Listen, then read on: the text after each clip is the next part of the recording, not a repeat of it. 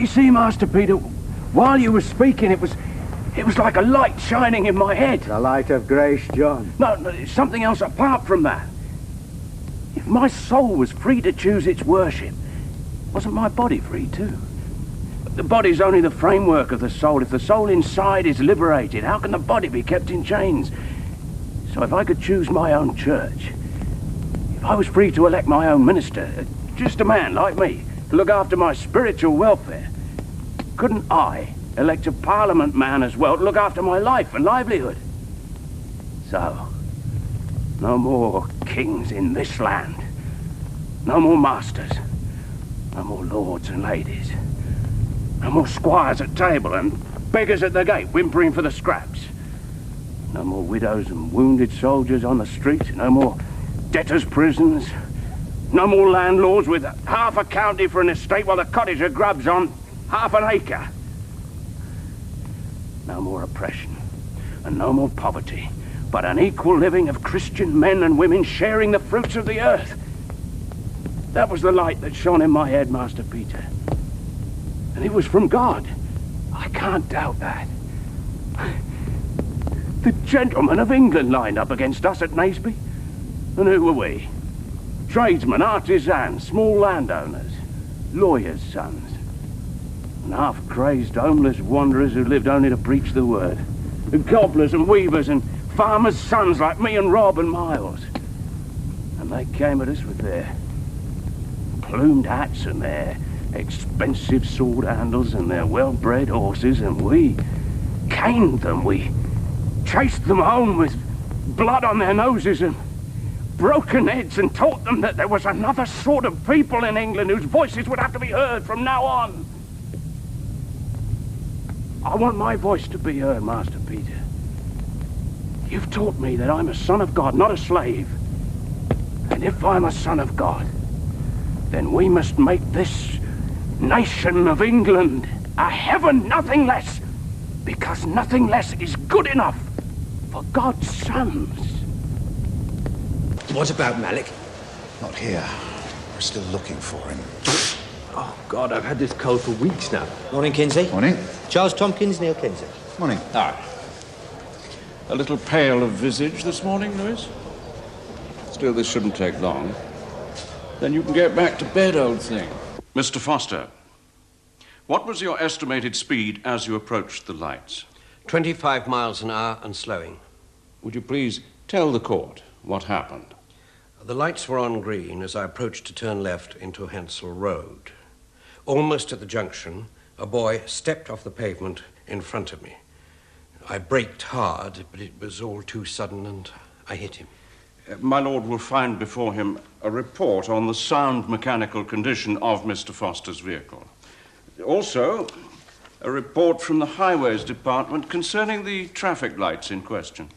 Thank you, yes. Mr. Foster, do you feel there was anything you could have done to avoid this collision? No. Now tell me, Mr. Foster, do you need spectacles for driving? No, only for reading. How long have you been driving, Mr. Foster? 28 years. Have you any convictions for driving offences? No. The junction of Hensel Road and Coxbench Road is an everyday obstacle for you. Yes. You know it well, with all its attendant dangers and hazards, do you not? I'd say so, yes. And you come to court after 28 years driving with an unblemished record. Approximately 40 yards from the traffic lights, did a car pass you driven by Mr. Foster? क्या तकरीबन traffic light से 40 गज दूर एक गाड़ी आपके नजदीक से गुजरी जो कि मिस्टर फॉस्टर चला रहा था? हाँ, सही है. मेरे बिल्कुल पास ही से गुजरी और वो क्या नाम फॉस्टर साहब चला रहा था. Yes. Mr. Tompkins, I suggest that Mr. Malik tries to give evidence directly to the court, however broken his English. My lord, in your own words, Mr. Malik, tell the court what you saw. Mr. Malik, अदालत को बताएं आपने क्या देखा? The car, it go too fast. Mr. Malik, Do you recall making a statement to the police to the effect that Mr. Foster's car was slowing down? क्या police को बताए थे कि मिस्टर फॉस्टर की गाड़ी आहिस्ता चलने लगी थी? The car, it go too fast. If it please, my lord, the question appears to be losing something in translation. Well, you may be right, Mr. Tompkins. The answer, however, seems to be gaining in clarity. Headmaster, PC Bradley. I'm afraid I've only got a couple of minutes for you. Well, it's about a boy we believe is from your school, sir. He broke into a house in the village of Aidensfield. Where? Aidensfield. It's about 15 miles away from here. We found this. It's your school badge. Yes. Is there a name in it? You don't need to have a name in it to know whether or not a boy is missing, do you, sir? Well, no. So? A boy did abscond. One assumed the lure of the seaside. Obviously, we don't want to make a fuss.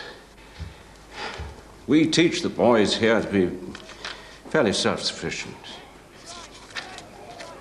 Broken into a house, well, that's certainly not something we'd expect from our boys. What's the boy's name, sir? Bamber. Tom Bamber. He's 13 years old. Have his parents been informed? Rhodesia. Army people. Does he have any other relatives in this country? No, like most of the boys. But as I say, they're a pretty self-sufficient lot. Yes, well, they'd have to be, wouldn't they? So, what about during the holidays? Well, if they can't go home, they spend the holidays with one or other of the masters. Why? Constable. I'm here to inform you that Tom Carlton Bamber, who was last seen in the care of his housemaster, is now missing. I want to know what's going on.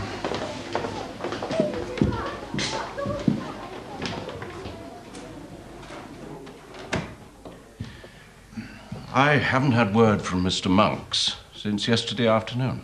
No, you wouldn't have. He's in hospital. We found him unconscious this morning. He'd been staying in the Aidensfield Arms under the name of John Wilson.